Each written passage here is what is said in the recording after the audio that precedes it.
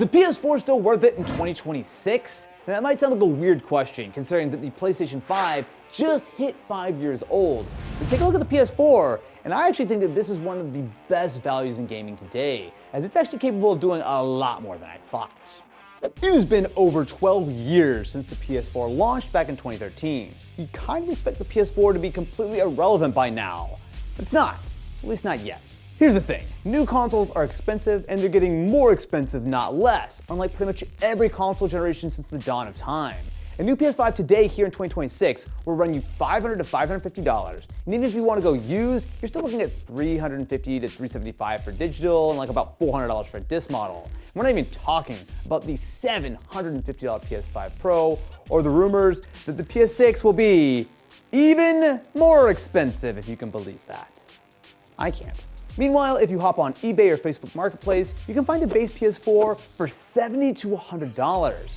PS4 Pro, maybe like $160 to $200. I'm not talking about sketchy listings either. These are fully complete consoles that should work.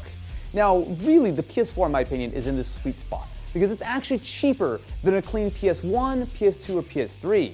The difference is that those are all crossing over into being collectibles, but there are over 100 million PS4s that are still floating around, and people are still upgrading to PS5s every day. Now I know what you're thinking. Austin, the PS4 is ancient. The support must be totally dead by now, right? Well, yes, there are definitely some headwinds there, much like my terrible South Park impression. Genshin Impact are shutting down their PS4 servers in April, and PUBG already ended support back in November. Now, rumors are heavily leaning toward 2026 being the year the developers are really going to stop dropping support. Even Sony themselves are phasing PS4 games out of PlayStation Plus starting this month. As for new games, very few titles are still launching on PS4. If you were looking for cutting-edge 2026 releases, the PS4 is not invited to that party. So why are we even making this video? Because there's the other side of the story. There is way more life in the PS4 than I expected before diving into the research for this video. Fortnite, still fully supported. Hell, Marvel Rivals just added a PS4 version, and the one that really surprised me, Call of Duty Black Ops 7, which just launched in November of 2025, is fully cross-gen. You can play the latest Call of Duty on a 12-year-old console in the same lobbies as PS5 players. Although whether or not you should do that is a little bit of a different story. So here's the plan today. I grabbed a base PS4 and a PS4 Pro to actually test this. Not just theoretically, but actually hands-on, playing real games and seeing how it feels in 2026. Because look, I'm not pretending that the PS4 has some bright future ahead of it. These are absolutely the twilight years. Support will continue to fade away through 2026 and 2027. But the question isn't, will the PS4 last forever? The question is, does it have enough life left to be worth your money right now? Okay, so we've got a side-by-side comparison. We have the PS4 on the right side and the PS5 on the left side. So we're gonna test this with Black Ops 7, a game that just came out on both PS4 and PS5. So I'm going to load the campaign at the same time. So I'm going to be playing just by myself here. The most obvious difference is really going to be in the load times. The PS5 has an SSD, but it is interesting to see just how much they have optimized this game for something like the PS4. So while the PS5 is going to get in faster, they've also got all of these cutscenes, which is going to kind of mask the difference. Actually, yeah, we are definitely still loading PS4, damn. Okay, so PS5 is good to go. And at first glance, they're not wildly different. Like the PS4 version actually doesn't look terrible. So let's start with this. So what you're getting on the PS4 is notionally 60 FPS, although I will say in reality, I don't have an actual like Digital Foundry style frame rate counter. This feels like a unstable like 40 to 50 FPS for the most part. It's not terrible, although I'm not really doing any action at the moment. Oh wow, there's so much lag when it comes to going down your sights. Holy. Wow, that's just so slow. Ah, dude, it's so hard to control. Jesus. The PS4 is not atrocious, but it definitely feels quite laggy. And the difference is on the PS5, if I switch over to this, we can actually not only play at 60, but up to 120 FPS. So just to try to keep this somewhat fair, I am gonna play at 60. I will say that while the PS5 looks better, I don't actually think it's like a completely dramatic difference, if I'm honest with you. Like it feels a lot better, but it's actually, I mean, it's higher resolution for sure. But I mean, is it like a dramatic difference? I would argue not really. Well, I died faster on the PS5 and the PS4, so I guess there's that. Next up, we have Fortnite. Now, I wanted to try a very popular live service game because even though there are plenty of first-party titles such as Horizon Forbidden West and Gran Turismo 7, I'll be honest, I've played those before on PS4, and they're really not that bad, but I'm assuming that there's going to be a bigger difference when it comes to Fortnite. What we've got is essentially a spectating situation where the PS4 and the PS5 gameplay are essentially matched. So first thing I want to try is just the frame rate. So I will say the PS4 actually does do a relatively decent job of staying at 60. The PS5 is locked, right? The PS5 is a hardcore 60 FPS. I've hardly seen it move at all. The PS4 seems a lot more like inconsistent would be what I'd say. Like it's ping-pong between 40, 50, 60, even it keeps going above 60, which does not fill me with confidence. Graphics-wise though, let's actually just look down here. What's like the draw distance? Oh, you can see, look at the difference between the buildings, right? So you see on PS5, there's shadow inside. On PS4, there's no inside shadows. So you see that the buildings look a lot less realistic. But I will give them credit. Epic clearly put a lot of effort into still optimizing Fortnite for the PS4. I would be very surprised if there are not millions, if not tens of millions of PS4 players still playing this game. So it is still in some ways probably their lead platform. I'll say though, there's less of a difference between these two than there was when it comes to Black Ops. I think Black Ops is legitimately a difficult game to be remotely competitive in on PS4. Fortnite, you're at a disadvantage, but it is nowhere near as bad as something like, say, playing on the OG Nintendo Switch. That is unplayable. All right, a few takeaways here. So most games this generation are locked to 30 FPS, especially single player games. Now, as you've seen, some competitive titles or lighter games can hit 60 FPS, but the problem is that anything demanding is just going to be a lot less smooth than the current generation. But there's also nothing new here. The PS4 launched running a lot of games at 30 FPS. It's not new, it's just what the hardware, mostly its very wimpy CPU, is capable of. Resolution-wise, you're mostly looking at 1080p, although especially for newer titles, you're looking at 900p or even lower.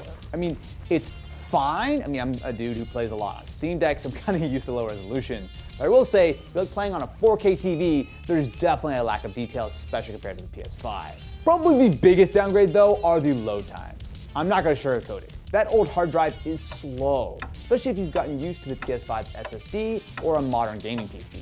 We're talking 30 seconds to a minute for loading screens that just take a few seconds on the PS5. It is the biggest quality of life hit you'll feel. Now, visually, the textures are going to be lower resolution, draw distances are shorter, you'll see more pop-in, the lighting is simpler. I mean, of course, it is a whole generation behind. The PS5 version of these games just look better. But, and this is important, you're not missing content generally speaking. You're playing the same game, in the same lobbies, with access to the same features, just with some compromises. However, the big question is really a simple one. Is this acceptable in 2026? For $70 to $100, you're getting access to a massive game library, you can still play most live service games, and you can jump into a couple of current titles such as Call of Duty. Is it the best experience? No. Is it a usable experience for someone on a budget? Actually, it kind of is. But what if you've got just a bit more budget? That is where the PS4 Pro comes in. I wanted to give the Pro the best possible shot of holding up, so I went all in. I grabbed a PS4 Pro for about $180, I added a 512GB SATA SSD for another $50, and spent some quality time actually using this as a console. Even without the SSD, you are getting some meaningful upgrades over the base PS4.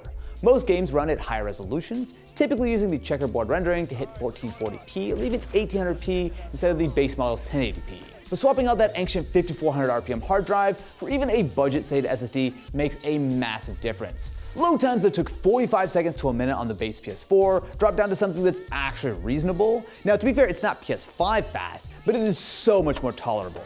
Games feel snappier, the UI is more responsive. I mean, it is actually a better experience across the board. Now, to be fair, some of that is just because the PS4 Pro has a better CPU and GPU, but I really do attribute a lot of it to the SSD. And here's the thing, you actually can add an SSD to a base PS4 as well. Although I will mention that it's limited to slower SATA 2 speeds, so you won't get quite this jump, but the Pro's extra horsepower means you really are just getting a much better experience. Playing something like Call of Duty is probably the most noticeable thing. There's almost no microstutters that I can detect, the resolution is significantly better, but above everything, it feels so much more responsive. It is a stable, consistent 60 FPS with no loading stutters or shader compilation or anything like that. I mean, again, it's not quite on the PS5 level, but it's not that far off. However, here's where the value proposition it gets a little bit tricky. because I can make a pretty good argument for $70 for a base PS4. The argument is very different, however, when I'm looking at a $200 plus PS4 Pro once I've upgraded. I mean, look, I'll be honest, it is a better experience than I thought, but I'm not convinced that it is worth that much over a regular PS4. Sure, if you have an old PS4 Pro, then just loading up an SSD will absolutely give it a new lease on life.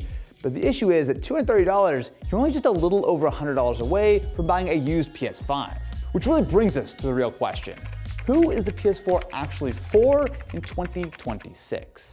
I think my answer is that the PS4 is still viable today, and you can make a good argument that it is one of the best deals in gaming period right now. But it also very much depends on your situation. Because if you're on a tight budget, maybe you're a student or you're a parent and you want to get your kid their first gaming console without breaking the bank, then a base PS4 gets you in the door. Or maybe you already have a PS4 and you're just wondering if you should finally upgrade or stick with what you've got. If your PS4 still works, there's no urgent reason to replace it. Throw an SSD in there if you want faster load times, and just keep on playing games that still support it and ride it out until you're ready to make the jump to the PS5 or the PS6 at this point. But let's be clear about who this isn't for. If you already own a PS5, you obviously don't need a PS4. If you're looking for a long-term gaming platform, the PS4 isn't it. Support is fading, new games are moving on, and while there's still some life here in early 2026, that window is closing. If you can save up the extra money for a PS5, I do think that's the better choice. For $350 to $400, you can get a console with actual future support, faster everything, and most importantly, access to current gen exclusive games. Now, there is one other thing worth mentioning, the homebrew and jailbreak scene. Jailbreaking allows you to play older games from previous generations, run unofficial software, and basically give your console a second life beyond just PS4 games. Now, I'm not gonna make that the selling point of this video because it's not for everyone, but I will say it is a legitimate option. But here's what I keep coming back to. At $70 to $100, the PS4 is such a good value proposition. There are a lot of games that are still supporting it, including these brand new Call of Duty games, and while the load times are rough and the graphics aren't amazing, importantly, this is a functional console that works. Now, this is undoubtedly the PS4's final chapter. We are shooting this video at a very specific moment in time, really right before the support really evaporates through 2026 and 2027. A year from now, this video might feel incredibly outdated, and in 2 years, it definitely will. But right now, in January of 2026, if you want an affordable gaming device and you go in with realistic expectations, the PS4 can still deliver. Just don't expect it to last forever.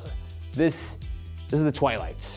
Enjoy it while it lasts. If you want to see what's happening on the other side of this generation, we just made a whole video about the PS5 after 5 years. If you enjoyed this one, make sure to subscribe to the channel and ring-a-ling that ding-a-ling button because we got a lot more stuff like this coming your way soon.